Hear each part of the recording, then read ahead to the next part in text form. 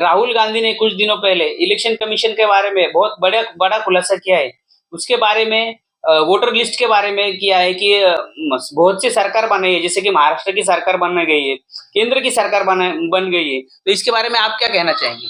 नमस्कार, मैं फेरोज खान।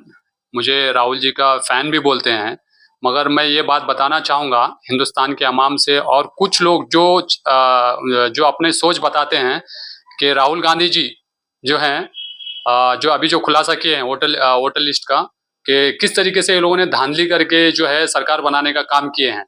तो मैं ये सब देखने के बाद में मुझे लगा कि आज हिंदुस्तान का जो है लोकतंत्र खत्म हो गया है।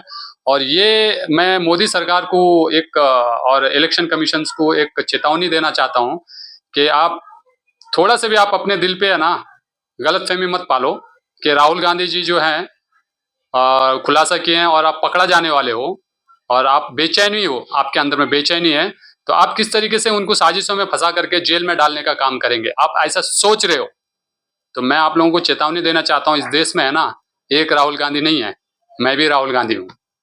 इस देश में करोड़ों राहुल गांधी हैं, करोड़ों राहुल गांधी आज रोड पे उतरना चाहते हैं और इनकलाब आएंगी, हिंदुस्तान के इतिहास में इनकलाब आएंगे। हमारा वोटिंग चोरी किया जा रहा है और हमारा लोकतंत्र चोरी किया जा रहा है। आज जो 2014 में 9 रुपया जो था नमक का कीमत था, टाटा नमक का, आज 30 रुपया हो गया है। इस तरीके से हमें लूटा जा रहा है और अमीरों का 15-15 लाख करोड़ रुपया माफ किया जा रहा है, किसानों को मारा जा रहा है इस देश में।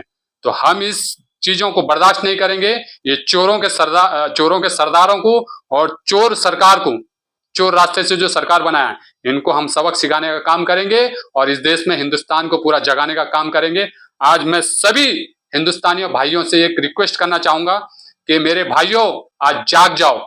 आज अगर नहीं जागे तो हिंदुस्तान वापस से गुलामी में जाएगा और तुम्हारे बच्चे तुम्हारे से पूछेंगे कि पापा, जब हिंदुस्तान, आजाद हिंदुस्तान वापस से लोकतंत्र गुलामी में जा रहा था, तो तुमने क्यों नहीं आवाज उठाए। और सारे किसान भाइयों से, जितने भी लोग जिस तरीके से विरोध करते हैं, कोई परेशान होकर विरोध करता है, किसी का पेंशन नहीं मिलता विरोध करता है, बहुत सारे ऐसी परेशानियां हो, सभी से मैं निवेदन करना चाहूंगा कि आप सब लोग राहुल गांधी जी के साथ में आज रोड में उतरने का काम करो, लोकतंत्र को बचाने का काम करो।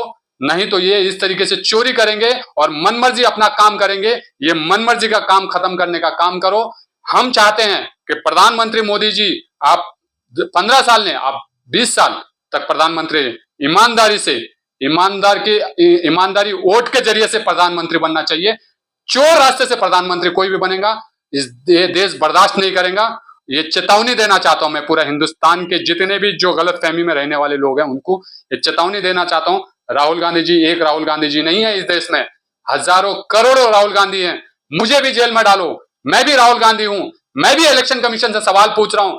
हमारी वोट, हमारा जो आपने जो कैमरा लगाया है, वो कैमरा क्यों लगाया है? जब किसी के घर पे चोरी होता है तो उसका सीसीटीवी फुटेज चेक किया जाता है कि उसके घर पे चोरी हुआ है क्या नहीं हुआ है। तो मेरा सवाल है कि आप सीसीटीवी फुटेज क्यों नहीं दे रहे हो? हमें संदेह है आप पे, हमें शक है, 1% नहीं 100% शक है आपने चोरी करवाया है वोटिंग। हमें 1% नहीं, हमें 100% शक है कि आपने चोरी करवाया। आप सीसीटीवी फुटेज नहीं दे रहे हो, आप डिजिटल डाटा नहीं दे रहे हो, इसका मतलब आप चोर हो। आप अगर चोर नहीं हो तो आप सवाल नहीं करना चाहिए, आपको जवाब देना चाहिए, आपको प्रूफ देना चाहिए। इतना ही बोलना चाहूंगा। देशवासियों जाग जाओ। जय हिंद।